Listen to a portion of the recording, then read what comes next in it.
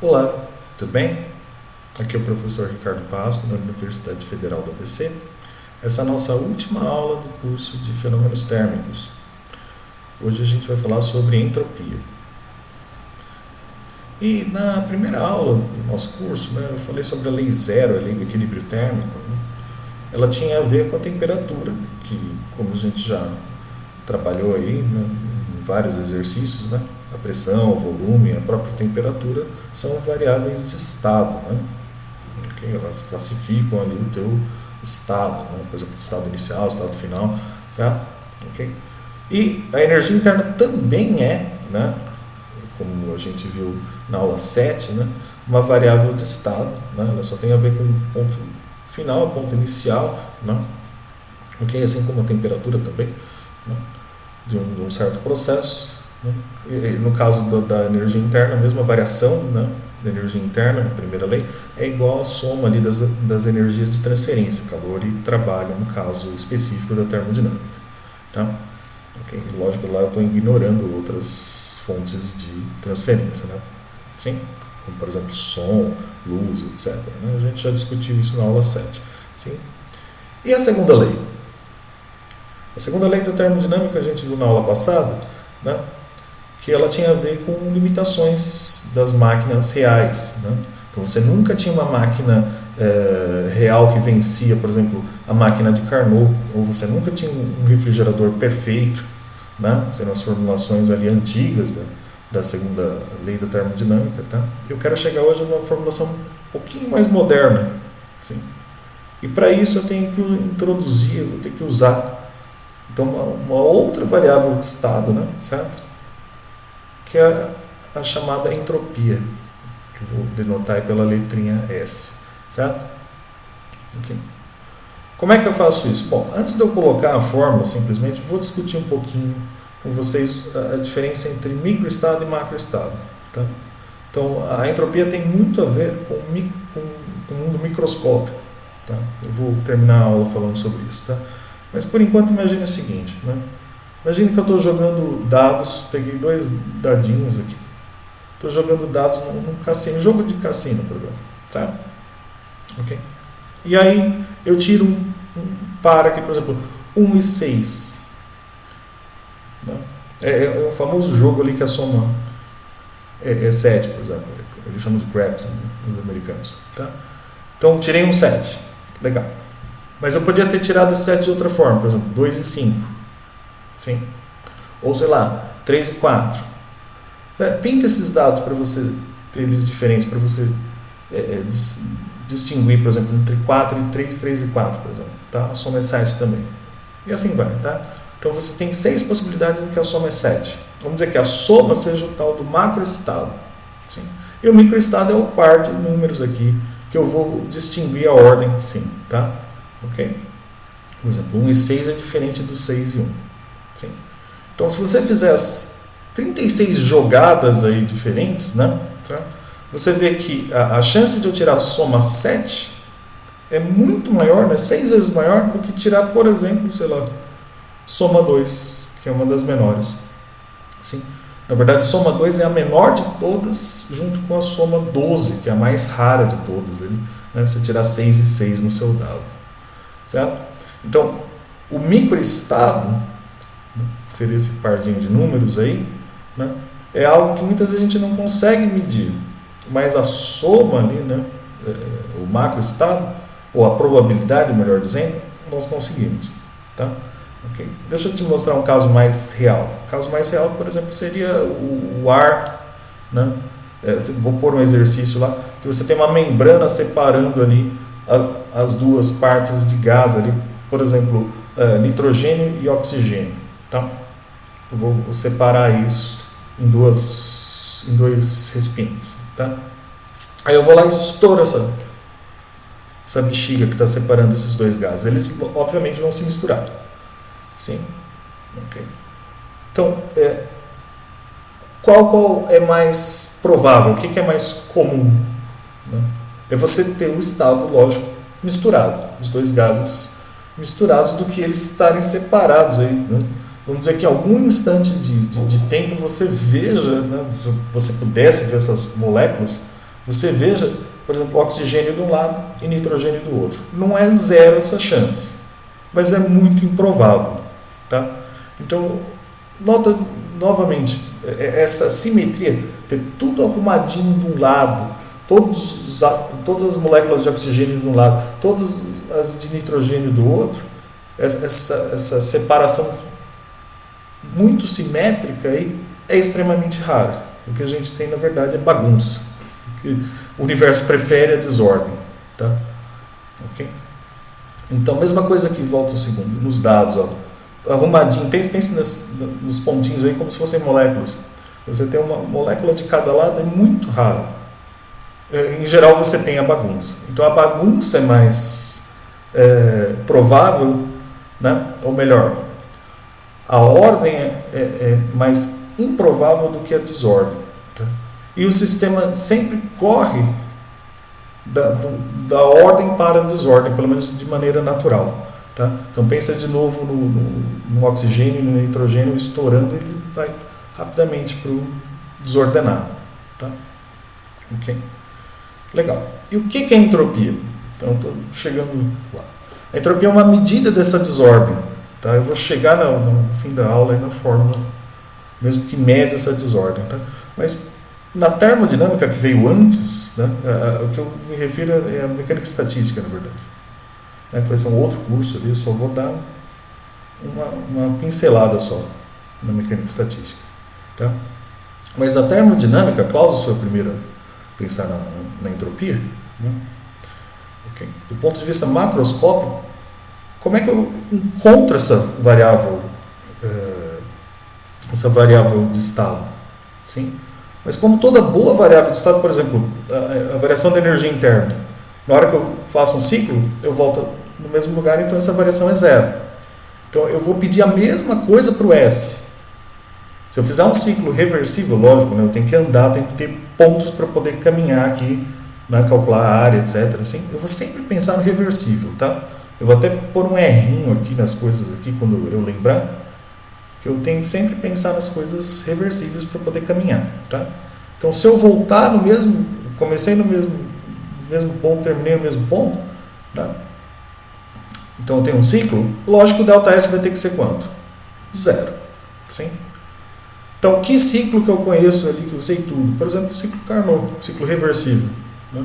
No ciclo Carnot, a gente provou na aula passada que a razão, né, foi o finalzinho da aula, que a razão entre o calor frio pelo calor quente, né, em módulo, né, é igual à temperatura do reservatório frio pela temperatura quente. Tá? Bom, eu posso passar esse Q e o T respectivamente para cada um dos lados aqui. Vou tirar esses módulos finalmente. Sim? Lembrando que, bom, o Q quente é positivo, nem precisava de módulo aqui. Sim? Okay? Eu ganho, né? Então é mais. Sim? Okay? E o Q frio, né, é negativo, eu perco ele. Então, sim?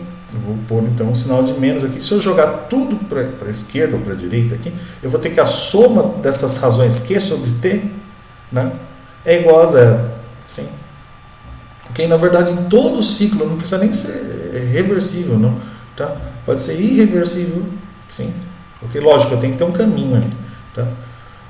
Mas se você voltar para o mesmo ponto, se você conseguir chegar no mesmo ponto, né, você fechar esse teu trajeto, essa variação é zero. Tá? Então, eu só estou tentando justificar aqui por que eu vou escolher Q sobre T melhor. Né? Eram isotérmicas, né, as duas, as adiabáticas não vão contribuir, só as isotérmicas, né, no ciclo Carnot. Então, ao longo de uma isoterma, pelo menos localmente uma pequena isoterma ali, eu vou ter a temperatura constante? Sim. Então, eu tenho só um acréscimo de dQ, né, ou uma perda de dQ, né, dividido por essa temperatura. Eu vou aproximar localmente ali para uma isoterma. Sim? Okay? Lógico que, na verdade, eu posso colocar qualquer processo, porque é variável de estado, sim, entre o ponto inicial e o ponto final. Por mais próximo que seja, eu sempre posso construir qualquer processo. Tá? Então, né, esta é a definição aqui macroscópica de entropia. Tá? Então, a gente sempre define com a variação. A variação do S, né, é a variação do Q pela temperatura. Tá? Okay? Note que a unidade disso é Joule por Kelvin, que é a mesma unidade do KB, da constante de Boltzmann. Tá? Você já vai ver por quê. Sim? Ok. Mas isso é infinitesimal. E no caso finito? No caso finito, é lógico, é só integrar. Qual o caminho? Tanto faz. Tá? O importante é ligar o ponto inicial ao ponto final. Por algum caminho, por alguma, eu tenho que ter integral. Tá? Ok? Lógico, se eu for voltar para o mesmo ponto, não precisa ser nem ciclo Carnot, qualquer ciclo, sim, vai ser uma integral de linha fechada, você vai ter zero. Tá? Ok? E se for, sei lá, num processo de esquentar, eu deixo um cubo de gelo em cima da pia ali, passa um tempo ali, ele derrete. Né? Por exemplo, né, mudança de estado. Sim. Lógico, a temperatura é constante, eu posso tirar da integral. Né? Isso fica simplesmente o que aí da variação da mudança, né? Que no caso pode ser ou positivo ou negativo, depende se ele derreteu ou se ele congelou. Né? Certo? Okay. E para um gás ideal genérico, um processo genérico aqui, bom, o dQ vai ser o dE menos o dW, dW é menos PDV, vai ficar mais PDV, dE é sempre NCV dt, sim, para o gás ideal. Né? Vou abrir aqui com PV/nRT, sim. E aí eu vou ter, bom, eu tenho que dividir pela temperatura para chegar no dQ, tá aqui, né? dQ sobre T, certo? Então dQ sobre T vai ficar NCV dt dt, dt sobre T. E aqui embaixo vai ficar dV sobre V, olha que legal, já ficou separado, eu posso integrar, né, dos dois lados, sim. Essa integral vai me dar um ln em T, ou seja, T final T inicial, vai ficar aquela razão, eu já discuti isso, né, em aulas anteriores. Aqui de novo ln do V final pelo V inicial. Então essa fórmula é geral aqui para um gás ideal, você pode usar à vontade, tá? É só ir trocando aqui. Por exemplo, se for isotérmico, então esses T's, né, cancelam aqui, da ln de 1 dá 0, essa contribuição do primeiro termo é 0, né? Okay? Ou se for isocórica, essa daqui daria 0, tá? Tem que analisar com calma. Okay? Beleza, mas isso em processos reversíveis ali, né? Sim. Na verdade, mesmo se eu pensar no cubinho de gelo, é irreversível. Se você deixar ele sozinho, ele não volta a congelar. Eu tenho que colocar, né? Eu tenho que trocar energia ali, ele não volta ao contrário, certo? Sim. Okay. Mas em processos que você mesmo tentando ali, né, voltar para trás, por exemplo, a mistura dos gases ali, né, você não consegue fazer, como é que fica? Né? Como eu falei, basta você ligar esses dois pontos aí, né, por uma curva que seja, né, reversível, certo? Por um processo reversível. Tá? Então, por exemplo, condução térmica. Né? Eu tenho o lado de dentro da casa, o lado de fora da casa, está mais quente dentro da casa, então o calor flui, né, do quente para o frio, digamos, por uma janela, certo? Okay? Então o reservatório quente perde calor, já até explicitei aqui, menos Q, assim, do lado de dentro da casa está perdendo calor, né, num dia frio, por exemplo. Para o lado de fora, então mais Q, certo? É lógico, é só tirar o mínimo aqui, põe esse Q em evidência e vê imediato que isso aqui é positivo. Sim? Então, já estou te dando a dica. Na verdade, todo o processo irreversível, né, o caminho natural aí do seu sistema é sempre ir para um estado de entropia de maior bagunça, de maior desordem. Tá? Ou, por exemplo, expansão livre. Expansão livre a gente já sabe, né? Q igual a 0, W igual a 0, só tem dois pontos, ponto inicial e ponto final, não tem um trajeto. Mas é lógico que no caso de um gás ideal, né, o delta E é 0 também, já que o Q é 0, W é 0, né? E o delta T é 0 também, então, portanto, a temperatura final é igual à temperatura inicial, né? No caso de um gás ideal, e eu posso passar uma isoterma ligando esses dois pontos. Tá? Apesar de só ter o ponto inicial e o ponto final, eu posso passar essa curva. Tá? Posso passar essa curva? Sim. Eu posso usar então aquele trabalho lá que era menos nRT, né? ln de V final pelo V inicial, eu posso substituir isso aqui. Sim? Aqui, lógico, eu já coloquei a temperatura para fora, né? Tá? Porque é uma isoterma. vai ficar só o calor de um processo reversível, no caso de uma expansão isotérmica, tá? Ou uma contração isotérmica, depende da fração aqui. Né? No caso aqui, é uma expansão, eu estou aumentando, né? Estou expandindo, gás estourando aquela membrana, né? Já vou falar disso de novo, tá?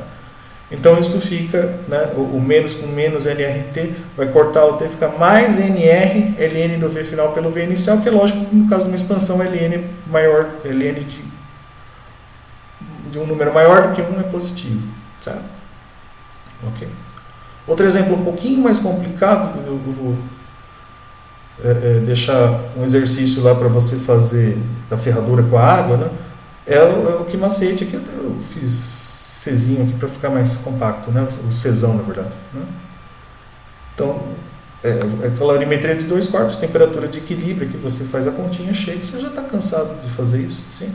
Ok? Temperatura de equilíbrio, lógico, vai estar entre a temperatura do corpo frio e a temperatura do corpo quente, tá?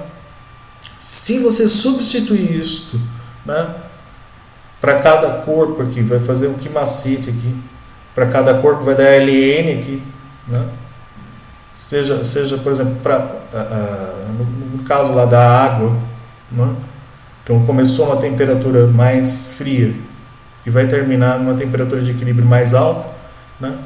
E a ferradura que estava super quente, né? Então esse LN aqui vai ser negativo, eu já boto o sinal para fora, tá? Eu não vou fazer essa análise aqui, mas você consegue analisar que isso é sempre positivo também. Você vai fazer a conta lá e vai ver que, né, jogar uma ferradura quente no balde de água ali, né, vai ter uma variação positiva nesse sistema água mais ferradura, tá? Então eu vou deixar para você fazer com números mesmo, tá? É um pouquinho chato de provar isso aqui algebricamente, tá? Ok? Mas né, pelo menos para esses 3 casos aí eu te mostrei, né? Ou esse aqui você vai mostrar sozinho, né? Que isso é positivo. Na verdade, todo processo irreversível, né? Todo processo real, então, né, como a gente discutiu na aula passada, sempre tem um aumento da entropia do seu sistema, tá?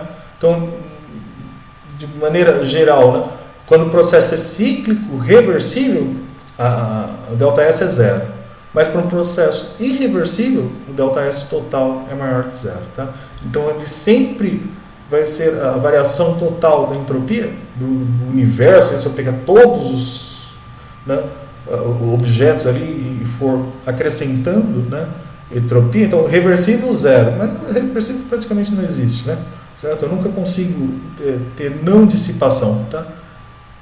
Irreversível, sim, é sempre positivo, então naturalmente o sistema sempre cresce, então é sempre maior ou igual a 0, tá? Ok.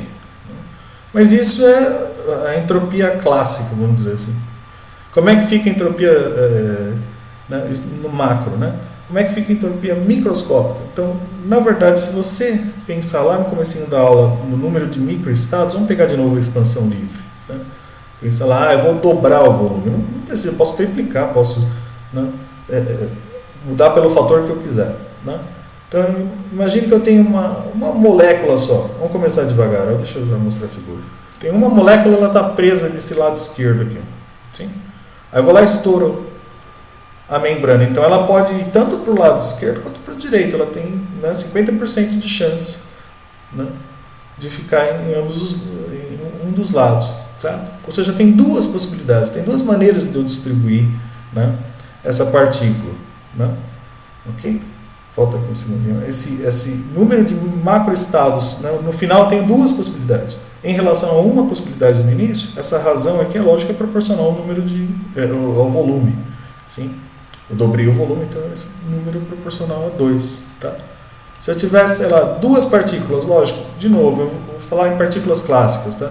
Certo? São bolinhas de bilhar, eu consigo identificar. Isso não é o que acontece na vida real. Por exemplo, um elétron não é diferente de outro elétron, certo? Eu não consigo distinguir. Tá?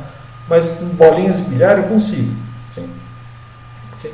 Então, as 2 do mesmo lado, legal. Eu começo no estado com 1, né, de microestado. Né? Quais são o número de microestados finais? Se eu romper essa membrana, eu posso ter ou a vermelha de um lado e a verde do outro, ou o contrário, né? A verde do lado esquerdo e a vermelha do lado direito, ou, por que não, as duas do mesmo lado. Então, eu quadruplico aí, né? Essa minha razão aqui entre o estado final e o estado inicial do número de microestados vai para 4, certo? Ok? Eu não consigo ver isso no mundo microscópico, porém eu consigo dizer para você, né, quanto esse número vale. Por exemplo, sei lá, com 3 moléculas, ok, é sempre essa razão aqui, V final por V inicial elevado ao número de moléculas, tá? Ok? No caso geral, não precisa ser dobro de volume nem nada, tá? Legal. Agora faz o seguinte, toma ln dos dois lados. Ln vai tombar esse n aqui e vai ficar na frente, né? E esse ln de V final por V inicial a gente já viu. Sim, essa equação aqui, volta só um segundo para trás aqui, né? Essa equação aqui do gás ideal, certo? Então é uma expansão livre? É. Esses T são iguais aqui, então pode jogar fora esse termo. Só fica esse segundo termo. Sim? Agora abra isso aqui, esse N, o número de mols, é o número de moléculas pelo número de Avogadro, certo? Ok? Você vai abrir aqui, ó, número de mols, e não por Na, mas R por Na é Kb, sim? Ok? Então, N vezes esse Ln dessa razão dos volumes é justamente o que tem aqui, ó. Então, se você substituir, vai ficar Kb vezes o Ln do número de microestados final pelo número de microestados inicial, tá? E aí você sabe que o Ln da divisão a diferença entre os Lns, vai ficar então, né, explicitando aqui o ΔS também, ó. O S final menos o S inicial vai ser Kb Ln do microestado final menos Kb Ln do microestado inicial. Não tem jeito, né? Certo? Eu vou chamar então a entropia, note que agora não é a variação de entropia, mas sim a entropia em si, né? Vou fazer como o Boltzmann fez. Vou chamar essa entropia de Kb vezes o Ln, então é uma medida, né? Uma função, né, do número de microestados no estado ali em questão, tá? Lógico que eu podia somar mais uma constante aqui por causa da diferença, mas não acrescenta em nada, eu vou escrever desse jeito igual o Boltzmann escreveu. Tá até na lápide do Boltzmann tem essa expressão, né? Ok? A gente vê então que a entropia é uma medida, né, da desordem, já que é o número de microestados, né? Quanto mais microestados, volte lá nos dados, né, ou do gás, lá no comecinho da aula, quanto mais provável, mais microestados, sim. Quanto mais provável, maior a desordem. Então, a desordem aqui, como a gente fala, né, seria o Ln do W. Tá? E, lógico, o Kb já era esperado, né? A unidade disso aqui é Joule por Kelvin. Sim, o Kb a gente sabe, 1,38 10 a menos 23 Joule por Kelvin. Então, já estava meio que esperando que a constante de proporcionalidade aqui fosse, pelo menos, um múltiplo, né, da constante de Boltzmann. Tá? Isso aí você vai ver lá em mecânica estatística, só uma pincelada aí do porquê que a gente fala que a entropia é uma desordem, né, uma medida da desordem. Essa medida está aqui. Ok? Eu não vou pedir exercício disso, tá? Ok? Eu só estou comentando, que é para fechar aí a matéria. E não tem experimento, certo? O único experimento que teria, a gente já estaria fazendo experimento lá no laboratório, eu ia colocar o aparelhinho ali que tem na lista, você vai ver, né? Colocar ele na água quente e água fria, ele vai rodar a hélicezinha aí, vai funcionar o ventiladorzinho ali, ou se puser as duas pazinhas dela, né, os dois pezinhos dela ali na água fria ou na água quente, não vai ter fluxo, então não vai funcionar, e você vai responder isso lá na lista facilmente, tá bom? Não tem conta, é só dissertativa a questão, tá bom? É isso aí, como sempre, qualquer dúvida me escreva. Tchau, tchau.